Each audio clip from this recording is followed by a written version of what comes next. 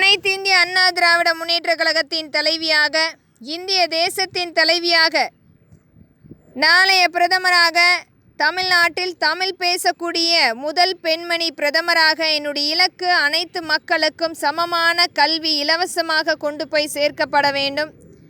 அனைத்து மக்களுக்கும் இலவசமான மருத்துவம், அனைத்து மக்களுக்கும் அனைத்து திட்டங்களையும் சமமாக பங்களிப்பு கொடுக்கப்பட வேண்டும். ஏழை மக்கள் 3 வேளை உணவருந்தப்பட வேண்டும். வீடுகள் கட்டமைப்பு அவர்களுக்கு கட்டி கொடுக்கப்பட வேண்டும்.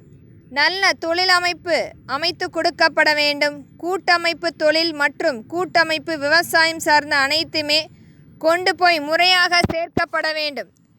வரியில்லாத இந்திய தேசமாக அமைத்து கொடுக்கப்பட வேண்டும். இன்றைக்கும் ஏழை எளிய மக்கள் அனைத்து மக்களையுமே இன்றைக்கு இந்த எரிவாயு மிகப்பெரிய அளவில் அச்சுறுத்தி கொண்டிருக்கும் அனைத்தையுமே மாற்றம் செய்து நம்மளுடைய எரிவாயு பாதுகாப்பாளர் சட்டம் முறைப்படுத்தப்படும்.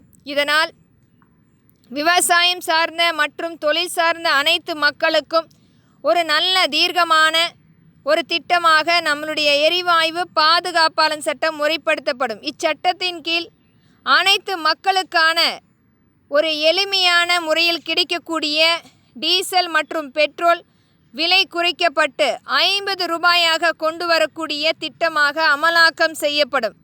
இதனால் மிகப்பெரிய ஒரு மாற்றம் ஏற்படும்.